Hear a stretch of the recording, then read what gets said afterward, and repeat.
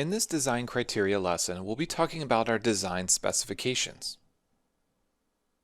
After completing this lesson, you'll be able to understand design requirements, apply critical thinking, and make informed design decisions. A design criteria is an explicit set of goals that a project must achieve in order to be successful. If you're designing a quadcopter like we are, or if you're designing any other product, you're going to have a list of criteria that you need to match. Now, for our case, we're going to be creating a post-disaster search RPA, or remote piloted aircraft. Now, this is the most important thing that we need to fit into. We need to have a vehicle that can go up into the air and view areas that are hard for us to get to. The next thing that we need to fit is ease of transport. That's going to be very important to us when we're creating something that can get into these locations where potentially there's a natural disaster, but it's hard for a human to get into these areas to search for people. So the ease of transport is going to be important because you're not going to want to hike to remote locations or get into these hard to access areas while carrying a large case with you. And lastly, we want to make sure that we have a long flight time.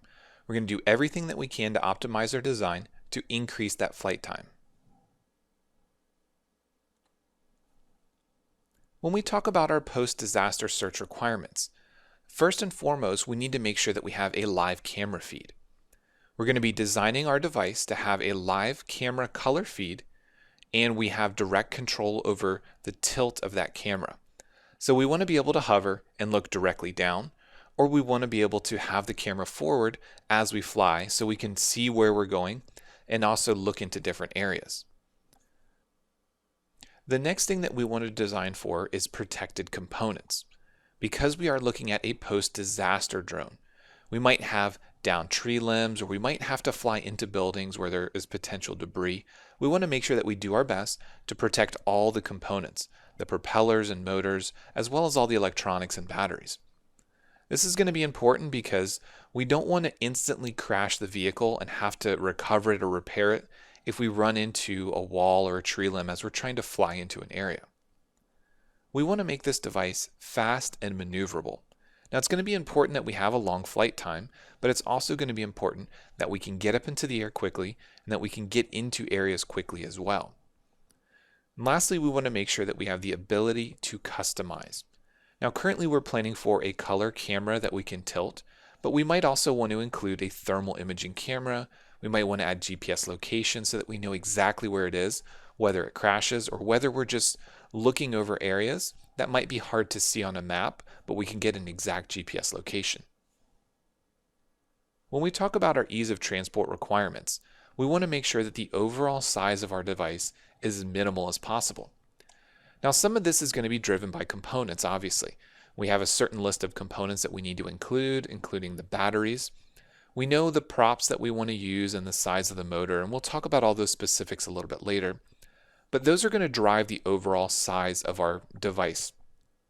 So knowing that the size of the motors, knowing the size of the props, knowing the batteries and all the other components, it's really going to drive the overall shape. But we know that we can keep it as small as possible while fitting into all those different requirements.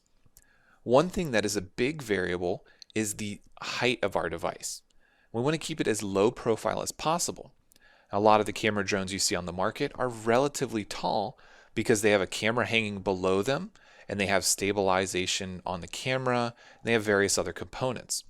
Now, this is done to keep the weight at a certain location in relation to the props.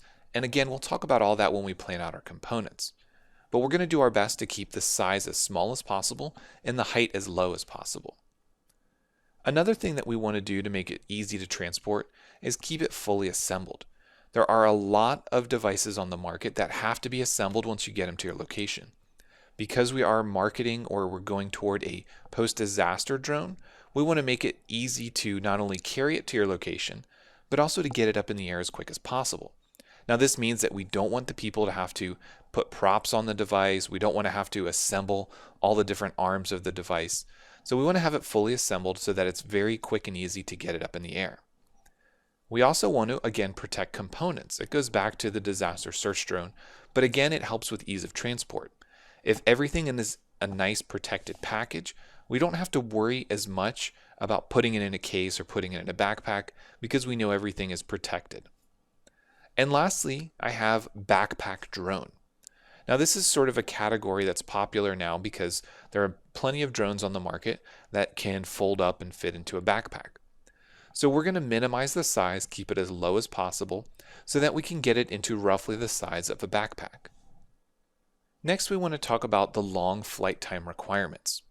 We're going to start out planning for a minimum of 15 minutes of flight time, and we're going to explore various options to see how we can increase that flight time. It's going to be important that not only it's easy to get to our location and it's quick to get up in the air, but that we can stay up in the air and search for as long as possible. The next thing that we want in terms of our flight time is a good thrust ratio. Now, a thrust ratio is the available thrust in relation to the mass of the vehicle. So for example, if we plan everything out so that we have a maximum of 2,000 gram force of thrust on a 1,000 gram vehicle, we have a 2-to-1 thrust ratio. For fast racing drones or acrobatic drones, you're typically going to see an 8-to-1 or a 10-to-1 ratio. Now we're not going to be going that extreme, but we want to make sure that we have at least a 2.5-to-1 thrust ratio, if not better. The higher that ratio, the quicker it can maneuver, but generally you're going to be drawing more current and you're going to reduce your flight time.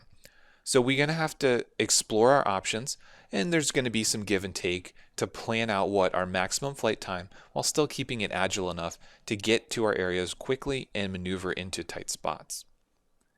We also want the ability to configure. Now what I mean by configure is be able to change out batteries and not just add new charged batteries, but maybe add a 4-cell battery instead of a 3-cell to increase the voltage. Maybe add longer batteries so that we have a larger amperage capacity. So there are various options that we can explore to configure the batteries and change the flight time. All of these different things will affect not only the flight time, but how much we can add to it in terms of cameras or additional components, and how well it's going to maneuver.